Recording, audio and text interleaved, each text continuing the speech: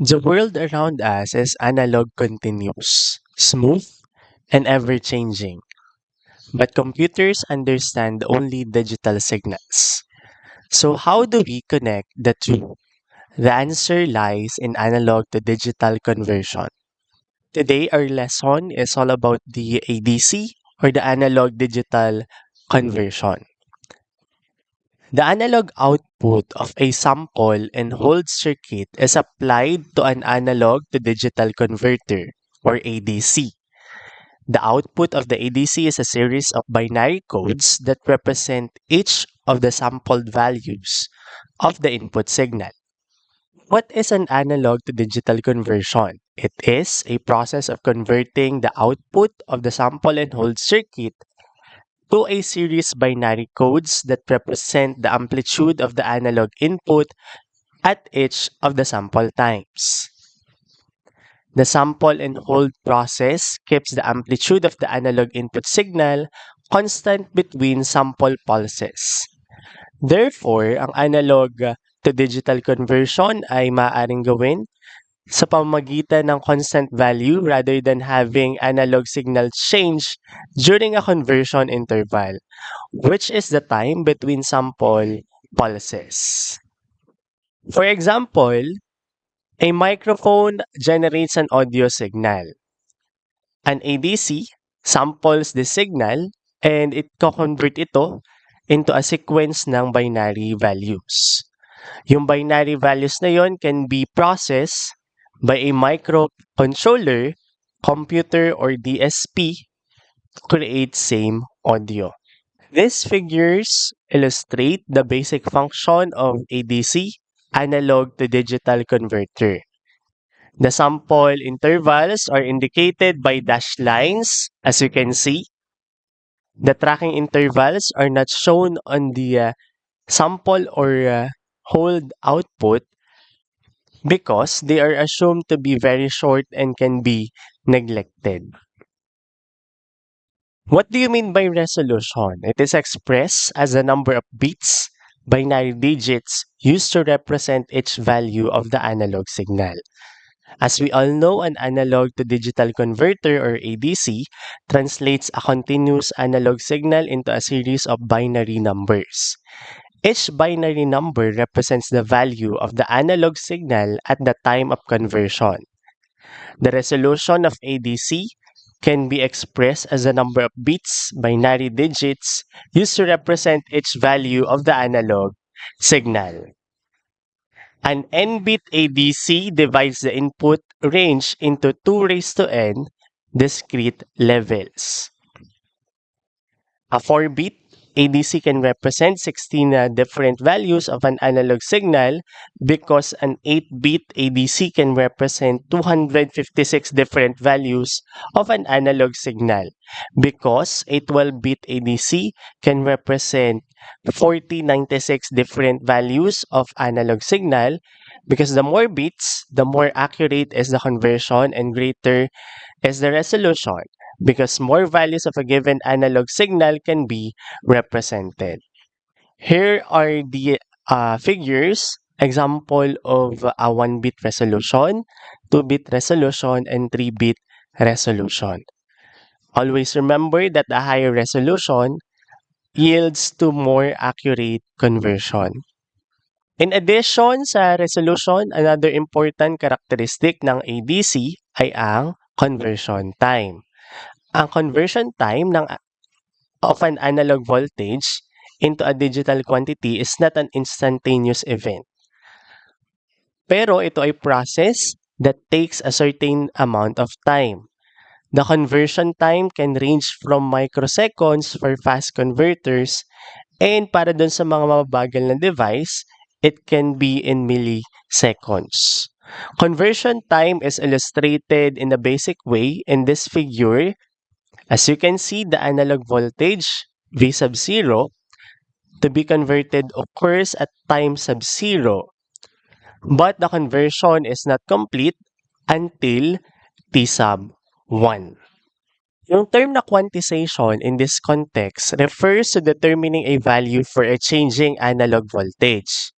Ideally, we would like to assign a number to a voltage at a given instant, and convert it immediately to a digital form.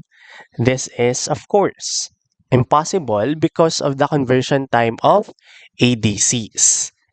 Since an analog signal may change during a conversion time, the voltage at the end of the conversion time may not be the same as it was at the beginning. This change in voltage during conversion time produces what is called the quantization error. Ano ba yung quantization error? Ito yung error between sa actual analog input and the nearest quantized level. Just look at the figure.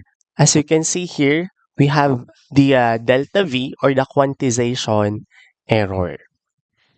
One way to avoid at least minimize quantization error is to use a sample and hold circuit at the input to the ADC.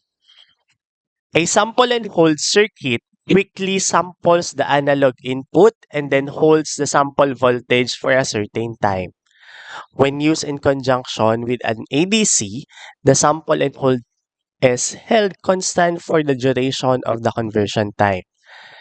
It will allow the ADC to convert a constant voltage to digital form and avoids the quantization error.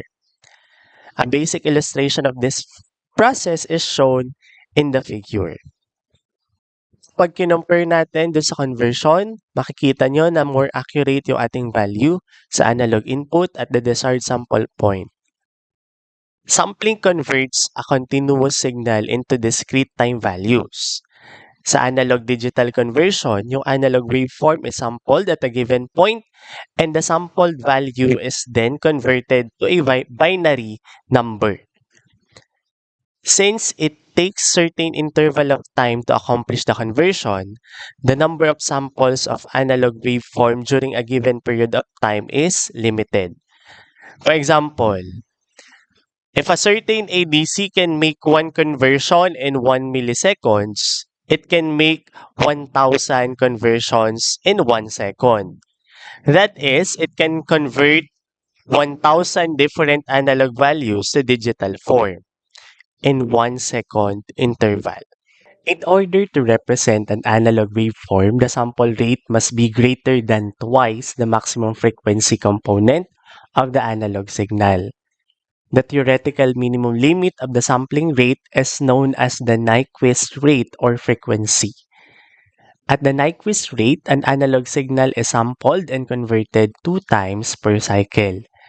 In practice, however, a signal must be sampled more than twice per cycle. Given our formula, f sub s is greater than or equal to 2 times f sub max, or the sampling frequency must be at least twice the maximum signal frequency.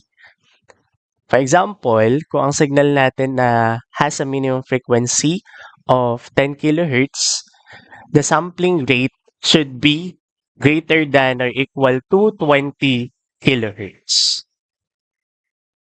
In practice, however, a signal must be sampled more than twice per cycle. Obviously, kapag greater yung number of samples per cycle of the analog signal, results in a more accurate representation of the analog signal. This illustrated in figure for 2 different sample rates. Yung makikita nating waveforms are the sample and hold outputs for 2 sample rates. As you can see, yung mas mataas yung higher rate, magpoproduce ito ng mas accurate na result.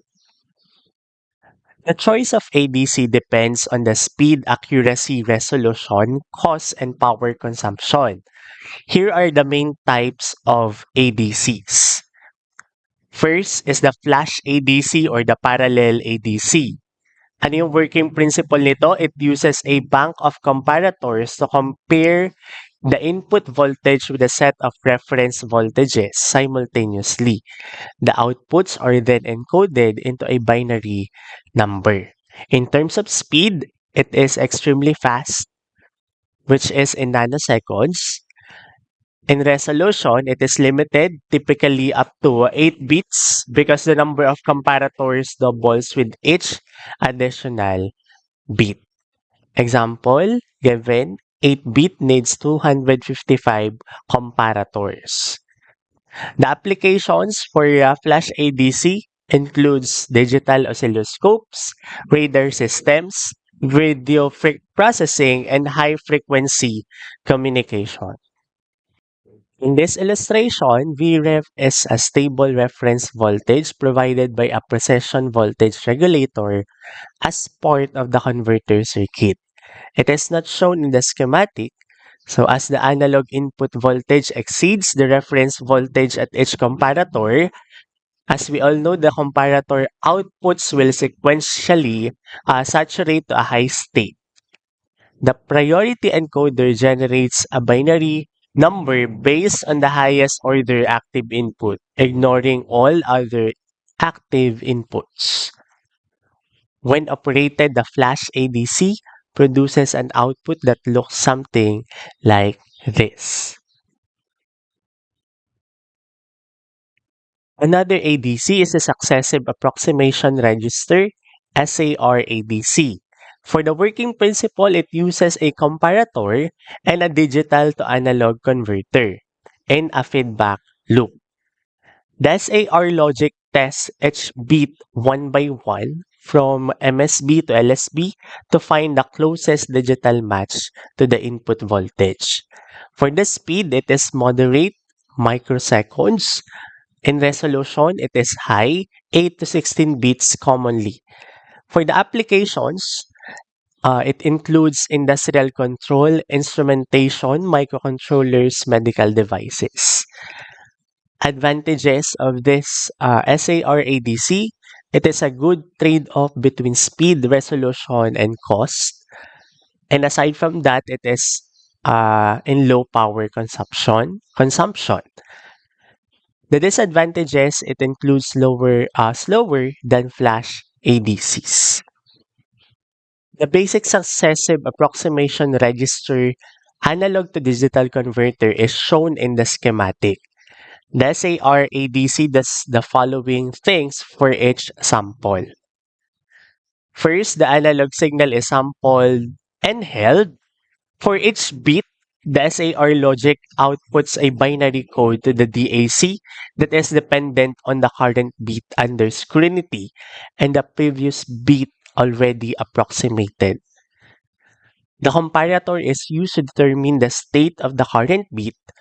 Once all bits have been approximated, the digital approximation is output at the end of conversion or EOC.